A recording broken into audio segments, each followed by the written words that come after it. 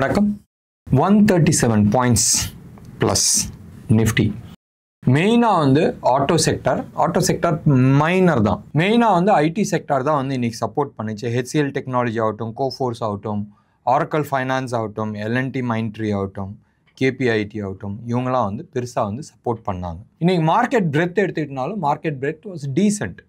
155 அதாவது 220 ஸ்டாக்ஸ் இருக்குல்ல, F&O ஸ்டாக்ஸில் அதில் 155 வந்து பாசிட்டிவாக இருந்துச்சு அண்ட் 67 வந்து நெகட்டிவாக இருந்துச்சு. லாஸ்ட் 3-4 டேஸாக வந்து மார்க்கெட் எதெல்லாம் மேலே தூக்குச்சு அதெல்லாம் வந்து பெருசாக வந்து இன்றைக்கி போகல. ஆனால் நெகட்டிவில் இல்லை.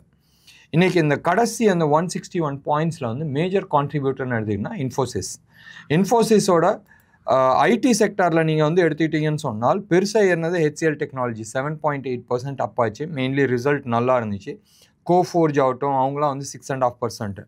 இன்ஃபோசிஸ் வந்து 3.5% அண்ட் டிசிஎஸ் வந்து 2.8%. பட் இவங்க ரெண்டு பேருமே வந்து டாப் 10 நிஃப்டியில் இருக்கிறாங்க.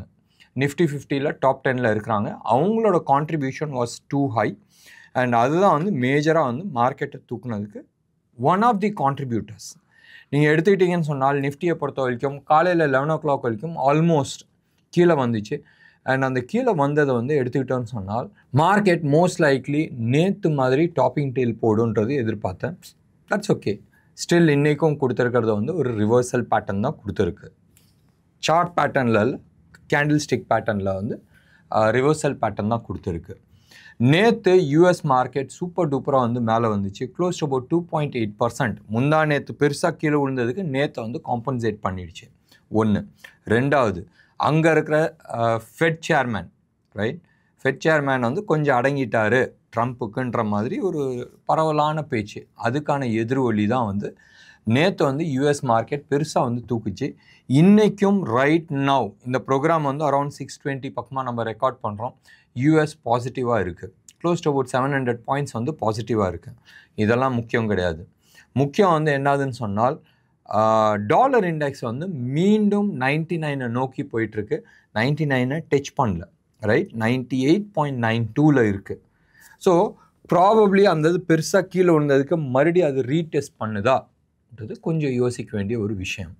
இந்த தர அது ரிவர்ஸ் ஆச்சுன்னு சொன்னால் பெருசாக கீழே விழுவதுக்கான நிறைய வாய்ப்புகள் உண்டு. ஞாபகம் வச்சுங்க, ட்ரம்ப்போட மேஜர் ட்ரம்ப் கார்டு என்னதுன்னு சொன்னால் டாலர் இண்டெக்ஸ் ஆர் டாலரை வந்து யூஎஸ் டாலரை வந்து வீக் ஆக்கணும், யூஎஸ் ஸ்டாக் மார்க்கெட்டை கிராஷ் பண்ணணும். இதுக்கு தலைவர் என்ன வேணாலும் பண்ணுறதுக்கு ரெடி. ஸோ இந்த மேலே ஏறுறதெல்லாம் வந்து கண்ணாமூச்சி விளையாட்டு. ஒன்று. ரெண்டாவது, கோல்டு வந்து நியூ ஆல் டைம் ஹையில் வந்து நேற்று போயிருந்துச்சு. நேற்று யூஎஸ் மார்க்கெட் பாசிட்டிவ் வந்தோடனே கோல்டெல்லாம் கீழே உழுவ ஆரம்பிச்சிச்சு. க்ளோஸ் டு அபவுட் $85 நேற்று உழுந்துருந்துச்சு. இன்றைக்கும் நீங்கள் ரைட் நவ் நீங்கள் பார்த்தீங்கன்னா க்ளோஸ் டு அபவுட் $90 வந்து கீழே விழுந்திருக்கு. நினச்சி பாருங்களேன், ஆல்மோஸ்ட் $3,450 பக்கமாக போயிருந்துச்சு. இப்போ ரைட் நவ் $3,320 வந்திருக்கு. $92 வந்திருக்கு. 2.67% வந்து கீழே விழுந்திருக்கு. ருப்பி டேர்ம்ஸில் ஒன்றும் பெருசாக உழுவில், ஓரளவுக்கு வந்திருக்கு. 10,200, 10,160, 170 ரேஞ்சில் இருந்துச்சு. இப்போ 9,875.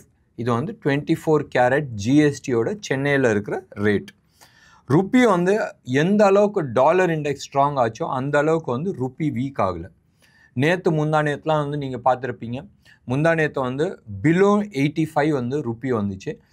நேற்று முந்தா நேற்று வந்து க்ளோஸ் ஆனது வந்து 85.10ல் க்ளோஸ் ஆச்சு. நேற்று 85.20ல் வந்து க்ளோஸ் ஆச்சு. இப்போ 85.30ல் வந்து ட்ரேட் ஆகிட்டுருக்கு.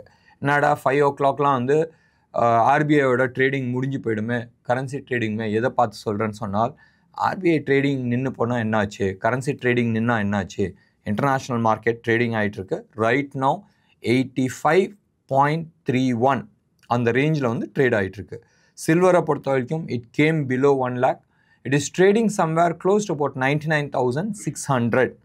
எக்ஸாக்டாக சொல்லணும்னு சொன்னால் 590ல் ட்ரேட் ஆகிட்டுருக்கு. 10 ரூபா கண்ணை மூடி கண்ணை இருக்கிறதுக்குள்ளே அந்த ரேட் வந்துடும். In fact almost about 13-14 years back வந்து நான் வந்து கோல்டு வந்து ஃபஸ்ட்டு ஹோல்சேல் மார்க்கெட்டில் வந்து வாங்க போயிருந்தப்போ நான் வந்து கேஷ் கொடுத்தேன். அவங்க வந்து ஒரு ரேட் சொன்னாங்க. நான் கேஷ் கொடுத்தேன். கேஷ் கொடுத்தோன்னா இன்னொரு 700 ரூபா வேணும்னாங்க. அன்றைக்கி வந்து க்ளோஸ் டு அபவுட் 60-70 கிராம்ஸ் வாங்கினேன். இன்னும் ஒரு 700 ரூபா வேணும்னு. எதுக்குன்னு? இல்லை ரேட் ஏறிடுச்சுன்னு. ஸோ ஹோல்சேல் மார்க்கெட்டில் ரியல் டைம் நீங்கள் வந்து எப்படி என்எஸ்சியில் ஷேர்ஸ் வாங்குறீங்களோ அதே மாதிரி தான் வந்து ட்ரேடிங் நடக்கும். நீங்கள் வந்து கேஷ் கொடுக்கும் போதும் என்ன ரேட் இருக்கோ அந்த ரேட்டு தான். நீங்கள் ரேட்டை கேட்டுட்டு நீங்கள் எண்ணிட்டு நீங்கள் கொடுத்தீங்கன்னா ரேட்டு மாறும். அதுக்கப்புறமாவே எப்பயுமே வந்து மார்க்கெட் ஏறுமுகத்தில் இருக்குது. கோல்டு சில்வர், நான் வந்து கோல்டு வாங்க போகிறேன்னு சொன்னால் கேஷை கொடுத்துட்டு நீங்கள் சில்லறை கொடுங்கன்னு தான் நான் கேட்பேன். So that we fix the price. Anyway that was almost about 14 years back experience. கோல்டில் வந்து ஒரு சின்ன திருத்தம் 3509 இது வந்து ஓடிசி மார்க்கெட்டில் வந்து போயிடுச்சு. ஸ்பாட் மார்க்கெட்டில் வந்து க்ளோஸ் டு அபவுட் 3450 அந்த ரேஞ்சில் தான் வந்து போச்சு. ஸ்பாட் மார்க்கெட்டுன்னு சொல்கிறோட ஃபியூச்சர்ஸ் மார்க்கெட்டில் வந்து 3450-460 ரேஞ்ச் வரைக்கும் தான் போச்சு. ஓடிசி ஓவர் தி கவுண்டர் நீங்கள் டேரெக்டாக போயிட்டு எனக்கு இந்த ப்ரைஸில் வேணும்னு சொல்லி கேட்குற மார்க்கெட்டில் வந்து 3509 வரைக்கும் வந்து போயிருந்துச்சு. எனிவே இன்றைக்கி வந்து மார்க்கெட் 11 o'clock அப்புறமா ஷார்ட் கவரிங்கில் வந்து மார்க்கெட் தூக்க ஆரம்பிச்சிச்சு. எல்லாருமே வந்து கீழே ஆல்மோஸ்ட் ஒரு 100 பாயிண்ட்ஸ் மேலே ஓப்பன் ஆனதுக்கப்புறமா கீழே வந்துச்சு. நேற்று யூஎஸ் மார்க்கெட்டோட எதிர்வொலி இன்னையோட 7 கண்டினியூஸாக வந்து 7 days கண்டினியூஸாக வந்து மார்க்கெட் மேலே போயிருந்துச்சு. நேற்று வீடியோலையும் நான் வந்து சொல்லியிருந்தேன், இன்னும் ஒரு சின்ன அப் மூவ் வந்து பாக்கி இருக்குது, ப்ராபப்ளி ஒரு 100-200 பாயிண்ட்ஸ்ன்றது. நேற்றோட ஆப்ஷன் டேட்டாஸ் நீங்கள் எடுத்து பார்த்தீங்கன்னு சொன்னால் 24,400 செகண்ட் ஹையஸ்ட் வந்து கால் ரைட் பண்ணியிருந்தாங்க அண்ட் 24,200 வந்து ஹையஸ்ட் புட் ரைட் பண்ணியிருந்தாங்க. உனக்கும் வேணாம் எனக்கும் வேணான்னு சொல்லி ரெண்டுக்கும் நடுப்புற வந்து நிப்பாட்டியாச்சு. ஸோ மார்க்கெட் இன்னைக்கு ஆப்ஷன் டேட்டாஸ் வந்து 24,300 ஹையஸ்ட் காலும் புட்டை பொறுத்த வரைக்கும் 24,000லையும் எழுதப்பட்டிருக்கு. இது வந்து ஏப்ரல் மந்த்துக்கான கான்ட்ராக்ட். நான் மே மந்த்துக்கு நான் சொல்லலை. மே மந்த்துக்கு வேணும்னு சொன்னால் நீங்கள் மே மந்தோட ஆப்ஷன் செயின்ஸை எடுத்து பார்த்துக்கலாம். பேங்க் நிஃப்டியை பொறுத்த வரைக்கும் 56,000 வந்து ஹையஸ்ட் காலும் 55,000 ஹையஸ்ட் புட்டும் வந்து ரைட் ஆகிருக்கு. இன்றைக்கி bank Nifty 191 points, intraday swing வந்து 715 பாயிண்ட்ஸ், பெரிய ஆட்டம் இருந்துச்சு. பட் க்ளோஸ் ஆனது வந்து டவுன் சைடில் தான் க்ளோஸ் ஆச்சு. நேற்று க்ளோஸ் அபவுட் 99 பாயிண்ட்ஸ் வந்து டிஸ்கவுண்ட்டில் இருந்துச்சு பேங்க் நிஃப்டியை பொறுத்த வரைக்கும். இன்றைக்கி அது குறைஞ்சி 15 பாயிண்ட்ஸ் பாசிட்டிவ் சைடில் இருக்குது. பேங்க் நிஃப்டியை வந்து பார்த்தோம், நிஃப்டியை பொறுத்த வரைக்கும் 22 பாயிண்ட்ஸ் டிஸ்கவுண்ட்டில் வந்து இருக்குது. Other then technology and little bit of auto components, automobile செக்டார்ஸில் ஒன்றும் பெருசாக இல்லை. ஆட்டோ காம்பனன்ட்ஸை பொறுத்த வரைக்கும் ஸ்லைட்டாக வந்து இட் வாஸ் சப்போர்ட்டிங். இன்றைக்கி வந்து இந்தியா விக்ஸ் க்ளோஸ் அபவுட் 4.8% அப் ஆகி 15.96 வந்து நிற்கிது. நினச்சி பாருங்களேன், மார்க்கெட் வந்து 161 பாயிண்ட்ஸ் நிஃப்டி ஸ்பாட்டில், ஃபியூச்சர்ஸில் வந்து 137 பாயிண்ட்ஸ் ப்ளஸ் வந்தும் இந்தியா விக்ஸ் வந்து டென்ஷன் ஆகிருக்கு. ஸோ இது வந்து it shows that market was purely on short கவரிங்கில் தான் வந்து மேலே போயிருந்துச்சு. இன்றைக்கி இன்னும் எஃப்ஐஐ டேட்டாஸ் வரல. நேற்று வந்து க்ளோஸ் அபவுட் 1,290 crores வந்து வாங்கியிருந்தாங்க அண்ட் நம்ம ஆளுங்க ஆஸ் யூஷுவல் 885 crores வந்து விற்றுருந்தாங்க. ஸோ மார்க்கெட்டை பொறுத்த வரைக்கும் மீண்டும் எஃப்ஐஐஸ் கண்டினியூஸாக வந்து வாங்க ஆரம்பிச்சிருக்கிறாங்க. இன்டர்நேஷ்னல் மார்க்கெட்டில் ஒரு ஸ்மால் அமைதி வந்திருக்கு. ஜியோ பொலிட்டிக்கல் சுச்சுவேஷனில் வந்து உலகத்தில் எல்லா இடத்துலையும் அமைதி வர சமயத்தில் இந்தியாவில் நேற்று காஷ்மீரில் வந்து அட்டாக் ஆகிருக்கு.